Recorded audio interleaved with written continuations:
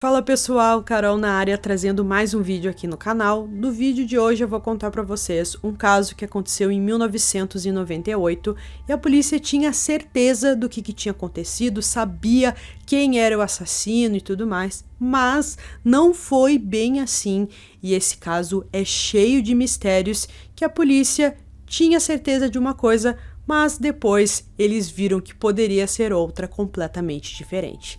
Se você se interessa por esse tipo de conteúdo, casos criminais resolvidos, casos criminais que ainda são um mistério, convido você a se inscrever aqui no canal.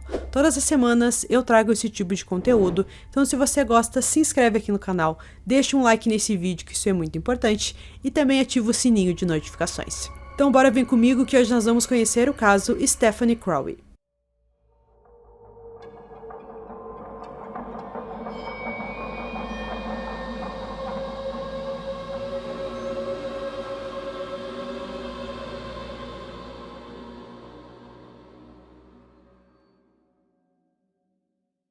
Em 1998, Stephanie Crowley, de 12 anos, morava com seus pais Steven e Sharon, seu irmão Michael, de 14 anos, sua irmã Shannon, de 9 anos, e com a avó em Scottsdale, Califórnia.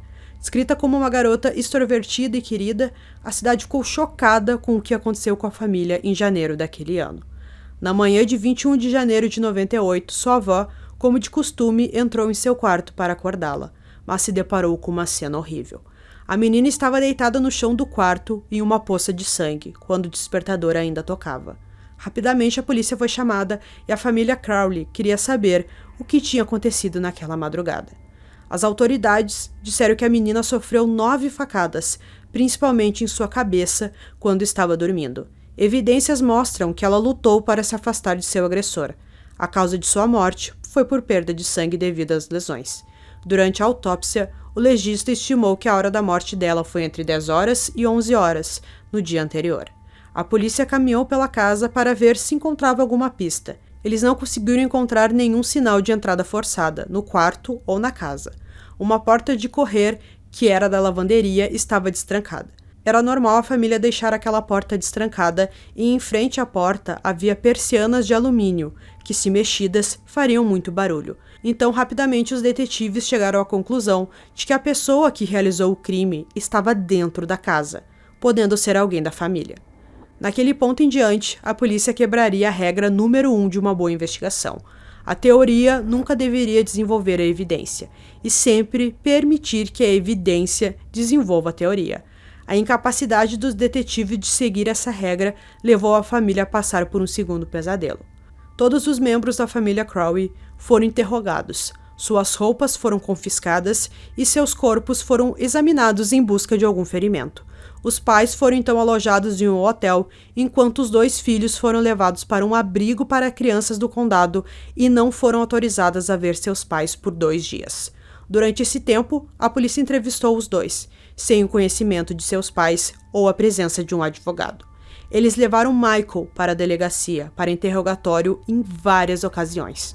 Michael deu a sua versão que naquela madrugada, perto das 4h da manhã, ele precisou se levantar, já que ele estava gripado e ele tinha que ir até a cozinha tomar uma medicação. Então ele se levantou, passou pelo quarto da irmã, mas ele disse que não viu nada, não viu o corpo da irmã deitado no chão. Nesse momento, o assassinato já tinha acontecido. Então, como a porta estava aberta, ele teria visto com certeza o corpo da irmã no chão, mas ele disse aos detetives que não viu nada. Michael se tornou o principal suspeito da polícia pelo assassinato. Ele foi identificado pela polícia porque a cena do crime parecia que alguém de dentro da casa cometeu o crime, como dito anteriormente, e porque ele parecia distante e despreocupado depois que o corpo de Stephanie foi descoberto e o resto da família teve um comportamento bem diferente do que o dele. Os detetives usaram uma tática que é comum e legal em interrogatórios policiais. Eles mentiram para ele e disseram ao adolescente que havia sangue descoberto em seu quarto e que seus pais achavam que ele era capaz de cometer o crime, o que não era verdade, já que isso não tinha acontecido. Após um intenso interrogatório de 8 horas, ele deu uma vaga confissão de matar sua irmã, sem fornecer detalhes e dizendo que não se lembrava de ter feito isso. A entrevista foi gravada em vídeo pela polícia. Às vezes, Michael é ouvido dizendo coisas como: "Só estou dizendo isso porque é isso que você quer ouvir." Ele foi preso e acusado de assassinar sua irmã.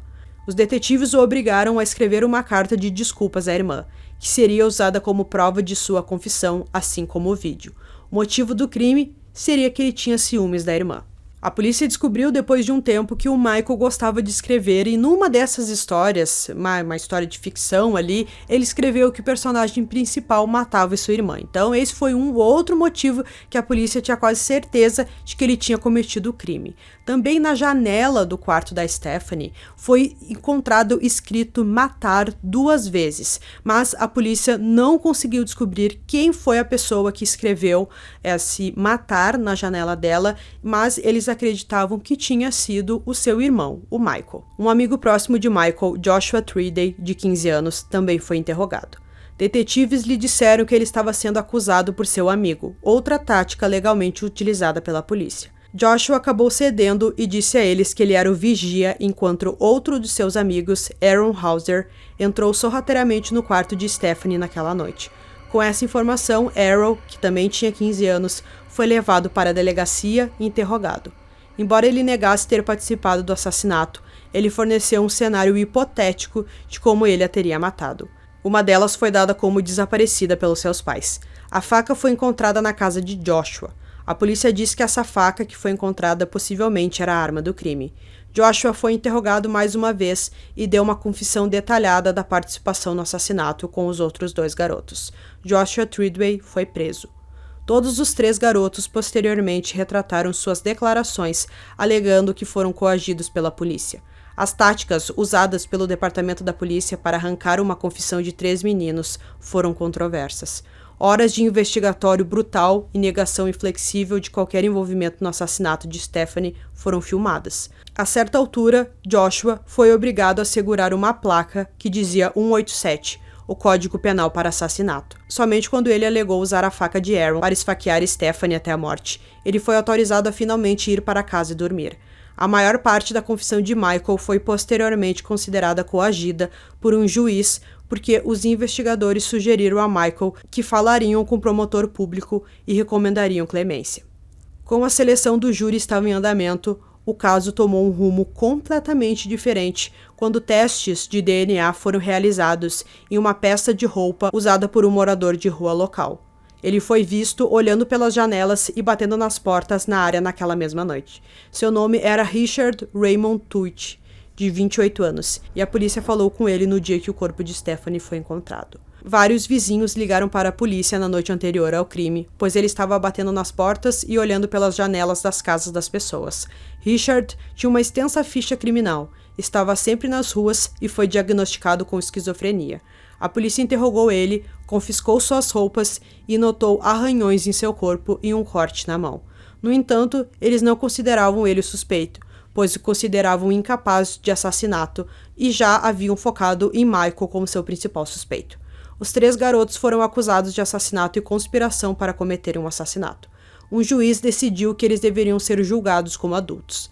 Eles foram encarcerados por 6 meses, enquanto os promotores se preparavam para julgá-los. Quando o julgamento estava prestes a começar em janeiro de 99, testes de DNA encontraram 3 gotas de sangue de Stephanie em uma camiseta pertencente a Richard Tuitt. Com base nas novas evidências, as acusações contra os meninos foram retiradas sem prejuízo, o que permitiria que as acusações fossem restabelecidas contra os meninos posteriormente. Envergonhados por tudo que tinham feito, a polícia e o promotor público do condado de San Diego deixaram o caso definhar sem acusações por 2 anos. Em 2001, o Ministério Público e o Departamento do Xerife do Condado de San Diego pediram que o caso fosse assumido pelo Departamento de Justiça da Califórnia. Em maio de 2002, o procurador-geral acusou Richard Tuitt de assassinar Stephanie.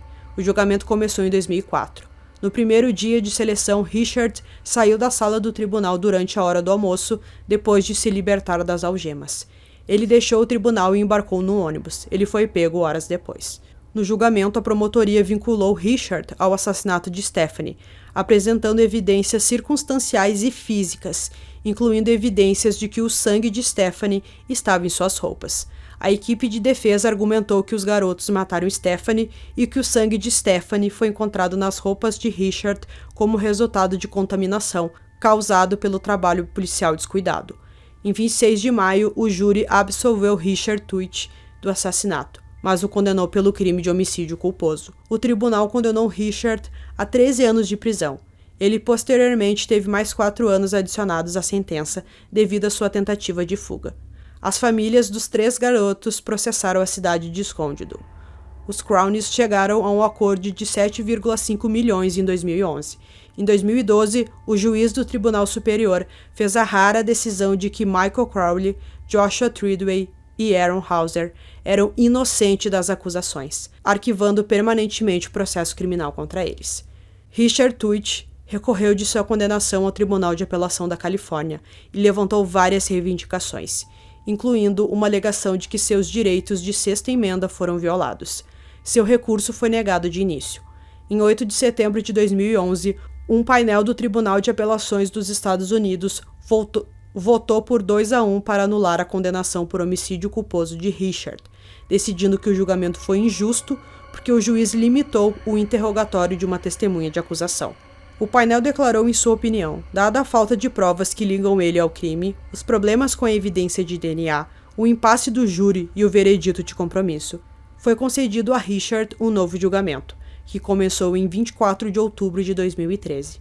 Seu advogado disse ao júri que ele nunca esteve na casa da família e não era capaz de encontrar o quarto de Stephanie na casa escura. Além disso, os investigadores não encontraram suas impressões digitais ou DNA na residência. Ele ainda concluiu que Stephanie deve ter sido pressionada com um edredom para mantê-la quieta, enquanto outra pessoa a esfaqueava. Ele também disse que os especialistas testemunharam que as manchas de sangue na camisa de Richard não estavam lá quando foram analisadas pela primeira vez, e chegaram lá por contaminação durante a análise da cena do crime. A promotoria do caso disse que Richard estava na área da casa na noite que Stephanie foi morta. Ele estava batendo nas portas e procurando por uma mulher chamada Tracy, de quem estava zangado porque ela o havia rejeitado alguns anos antes. Ele era obcecado e delirante. A promotora disse que ele entrou na casa dos Crowley por volta das 10 horas da noite por uma porta aberta. Em 5 de dezembro de 2013, o júri considerou Richard Tuich inocente. Depois, um jurado disse que não havia evidências de que ele estivesse na residência dos Crowley naquela noite e que os jurados estavam preocupados que o sangue da vítima ficou em sua camisa por contaminação. Então, eles analisaram essa possibilidade. A família de Stephanie ainda acredita que Richard é o culpado de matar sua filha. Sherry Crowley, a mãe, disse: é apenas uma questão de tempo até que ele faça isso com o filho de outra pessoa. Stephanie morreu assustada e sozinha naquela noite, sangrando no chão do quarto, e com certeza ela merece justiça.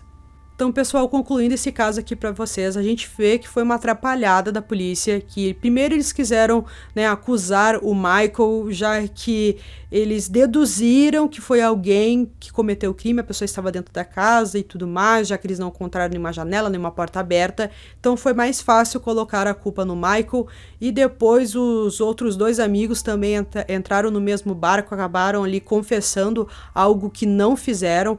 Então, imaginem que trágico isso se o DNA, o sangue, na verdade, da Stephanie não fosse encontrada na roupa do Richard. Provavelmente esses 3 garotos seriam acusados por algo que eles não fizeram.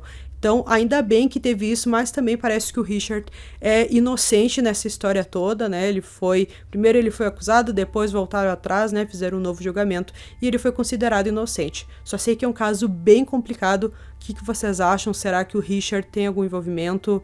Ou será que é uma pessoa completamente aleatória que ainda, escapou desse crime? Mas a gente espera que um dia ele tenha um ponto final. Então eu espero que vocês tenham gostado desse vídeo. Esse foi mais um vídeo aqui no canal Durmam Bem. E até o próximo.